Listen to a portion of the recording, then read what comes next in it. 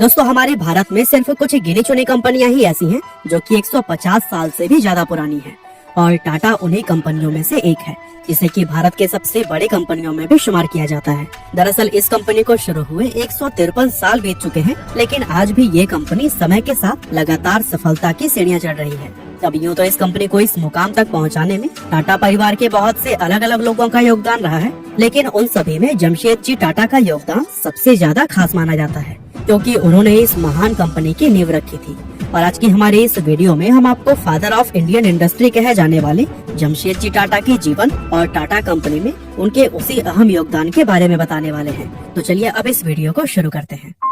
दोस्तों जमशेदजी टाटा का जन्म 3 मार्च 1839 के दिन गुजरात के एक छोटे से कस्बे नवसारी में रहने वाले एक पारसी परिवार में हुआ था। उन्होंने अपनी शुरुआती पढ़ाई नवसारी के ही एक स्कूल से की और फिर उसके बाद आगे की पढ़ाई के लिए मुंबई के एल्फिंस्टन कॉलेज में एडमिशन ले लिया। पढ़ाई के साथ ही जमशेदजी ने सिर्फ 14 साल की उम्र से ही अपने पिता के बिजनेस में भी उनका हाथ बटाना शुरू कर दिया था और फिर साल 1858 में अपनी ग्रेजुएशन पूरी करने के बाद उन्होंने अपने पिता के बिजनेस को पूरी तरह से ज्वाइन कर लिया था। इस तरह से लगभग 10 साल अपने पिता के साथ काम करने के बाद से जमशेदजी ने सन 1868 में 21,000 रुपए की पूंजी लगाकर अपनी खुद की एक कंपनी शुरू की, जहां अपने बिजनेस की शुरुआत उन्होंने टेक्सटाइल मिल के कारोबार से की थी। और आपकी जानकारी के लिए बता दें कि जमशेदजी की उसी कंपनी को ही आज हम लोग टाटा के नाम से जानते हैं। असल में टाटा कंपनी की कामयाबी के लिए जमशेदजी के योगदान को सिर्फ इतना महत्वपूर्ण नहीं माना जाता कि उन्होंने इस कंपनी की शुरुआत की थी, बल्कि उनके योगदान को इसलिए इतना महत्व दिया जाता है क्योंकि उन्होंने अपने जीवन काल में 4 ऐसे बड़े काम किए थे जो न सिर्फ टाटा कंपनी के फ्यूचर के लिए फायदेमंद साबित हुए, बल्कि वे भारत में भी एक रिवॉल्यूशन लेकर आए। और जमशेदजी के उन 4 अचीवमेंट्स की सबसे खास बात यह थी कि उन्होंने ये कारनामे उस समय करके दिखाए थे जब हमारा भारत भी आजाद नहीं हुआ था। तो चलिए दोस्तों अब एक एक करके हम जमशेदजी के उन 4 अचीवमेंट्स के बारे में जानते हैं जिनकी मदद से उन्होंने टाटा को देश की सबसे बड़ी कंपनी बनाने की नींव रखी थी। Number 1, first steel plant in India. दोस्तों जमशेदजी टाटा ने अपने करियर की शुरुआत में ही दुनिया के कई देशों का दौरा किया था और दुनिया घूमने के बाद उन्हें यह चीज बहुत पहले ही समझ आ गई थी कि किसी भी देश में इंडस्ट्रियल रिवॉल्यूशन लाने के लिए सबसे पहली जरूरी चीज उस देश के अंदर स्टील मैन्युफैक्चरिंग प्लांट को बनाना होता है। इसीलिए उन्होंने भारत के अंदर एक स्टील प्लांट बनाने का सपना अपनी यंग एज में ही देख लिया था।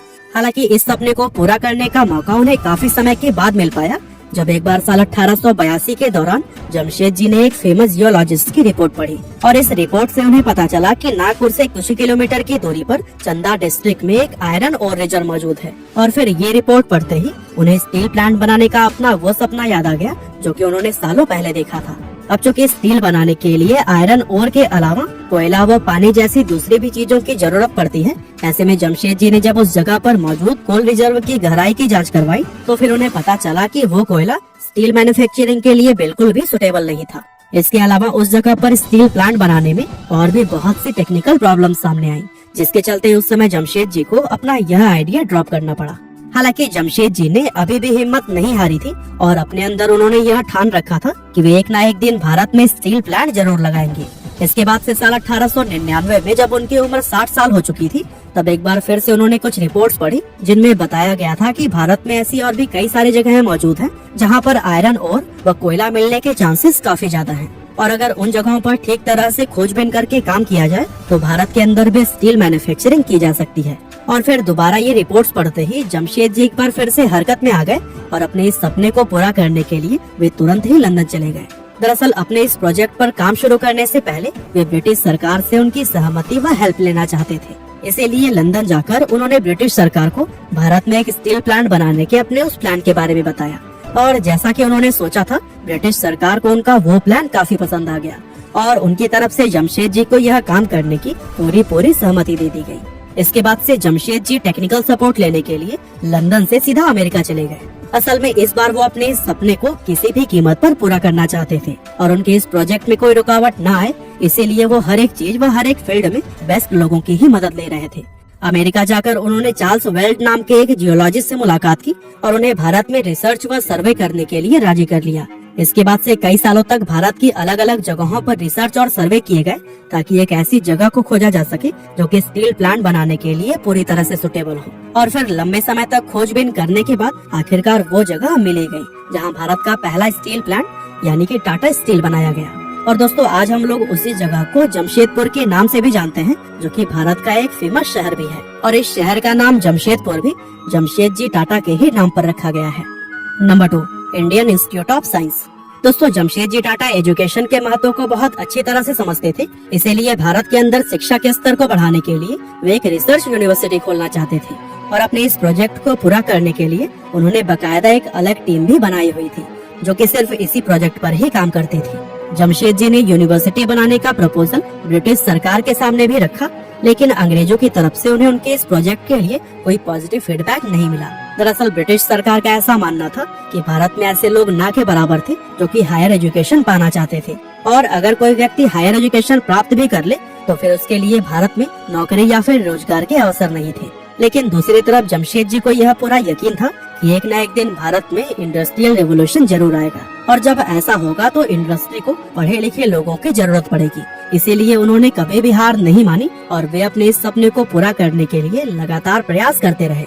अब उनके जीते जी तो नहीं, लेकिन उनके मरने के बाद ब्रिटिश सरकार ने 1909 में जमशेद जी की उस यूनिवर्सिटी बनाने के प्रपोजल को स्वीकार कर लिया, जिसके बाद से जमशेद जी के उस सपने को पूरा करते हुए बेंगलोर शहर के अंदर इंडियन इंस्टीट्यूट ऑफ साइंस नाम की एक रिसर्च यूनिवर्सिटी स्थापित की गई, जो कि आज भी भारत के टॉप रिसर्च इंस्टीट्यूट में शुमार की जाती है। जमशेद जी के उन 4 अचीवमेंट्स में हम तीसरे की तरफ बढ़े, उससे पहले अगर आप शेयर मार्केट में नए हैं और अपने पैसों को सही स्टॉक में इन्वेस्ट करके बढ़ाना चाहते हैं तो फिर आप शायद अभी कंफ्यूज होंगे, क्योंकि आपको मार्केट की सही नॉलेज नहीं है। लेकिन आपकी इस चिंता का समाधान ऐसे एक्सपर्ट्स के पास है जो कि आपको इन्वेस्टमेंट और ट्रेडिंग के लिए सही एडवाइस और गाइडेंस दे सके। वैसे स्टॉक मार्केट में इन्वेस्ट करने के लिए सबसे पहले तो आपके पास एक डीमैट अकाउंट होना चाहिए, पर मोतीलाल ओसवाल के साथ जुड़ने के बाद आपको किसी भी चीज के लिए टेंशन लेने की जरूरत नहीं है। मोतीलाल ओसवाल भारत की one of the best brokerage companies में से एक है, जिसके पास 30 साल का एक्सपीरियंस और 22 लाख से भी ज्यादा कस्टमर्स हैं। साथ ही सबसे इंटरेस्टिंग बात यह है कि यहाँ पर आपको कोई भी मेंटेनेंस चार्जेस नहीं देने पड़ते, और अकाउंट ओपनिंग के लिए सिर्फ पैन कार्ड, आधार कार्ड और बैंक प्रूफ की जरूरत होती है। मोतीलाल आपको एक पर्सनल स्टॉक एडवाइजर देता है, जो कि आपको गाइड करता है कि कौन सा स्टॉक खरीदना और कौन सा बेचना है। इसके साथ ही मोतीलाल ओसवाल के ऐप पर आपको रियल टाइम स्टॉक रिकमेंडेशंस भी मिलते हैं, वो भी बिल्कुल फ्री। जैसे ही आप मोतीलाल ओसवाल पर अपना अकाउंट खोलते हैं, वैसे ही आपको वर्थ 25,000 का वेलकम बास्केट भी दिया जाएगा, जिसमें कि आप उनके AI बेस्ड टूल का भी इस्तेमाल कर पाएंगे। साथ में आपको 3,000 रूपए का डिस्काउंट कूपन और 1,000 रूपए का ब्रोकरेज कैशबैक भी मिलेगा।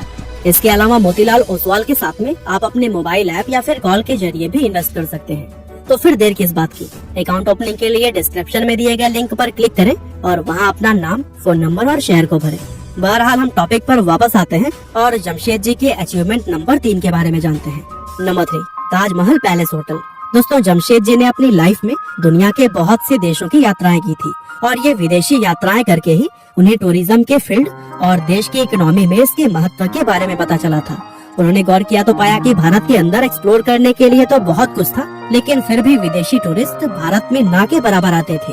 और दोस्तों जमशेद जी को यह समझने में ज्यादा समय नहीं लगा कि विदेशी टूरिस्ट भारत में इसलिए नहीं आते थे क्योंकि उस समय भारत के अंदर एक भी ढंग का होटल मौजूद नहीं था, और इसी समस्या को हल करने व भारत में विदेशी टूरिज्म को बढ़ावा देने के लिए उन्होंने आलीशान होटल्स की एक चैन बनाने का निर्णय लिया।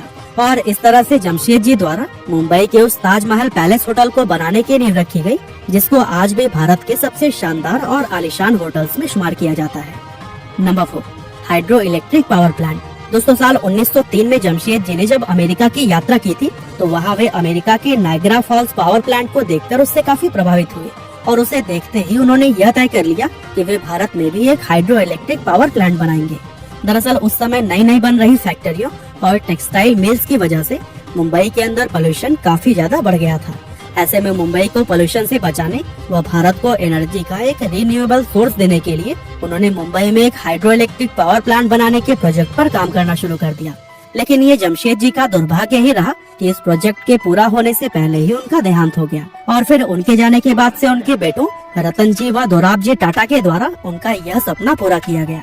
और दोस्तों आज टाटा ग्रुप की सबसे बड़ी कंपनियों में से एक माने जाने वाली टाटा पावर कंपनी जमशेद जी के उसी प्रोजेक्ट के ही आधार पर स्थापित की गई थी। और दोस्तों इसीलिए ये हाइड्रो इलेक्ट्रिक पावर प्लांट लगाने का प्रोजेक्ट जमशेद जी के करियर की सबसे बड़ी अचीवमेंट्स में से एक माना जाता है। तो दोस्तों इस तरह से जमशेद जी ने ही टाटा और यहाँ तक कि भारत को बनाने में भी काफी योगदान दिया है, और अब उनके आगे की पीढ़ी उन्हीं के ही सपने को एक्सपेंड करने में लगी हुई है। बाकी दोस्तों हमारी आज की इस वीडियो में बस इतना ही था। यह वीडियो आपको कैसी लगी हमें कमेंट करके जरूर बताइएगा। आपका बहुमूल्य समय देने के लिए बहुत बहुत धन्यवाद।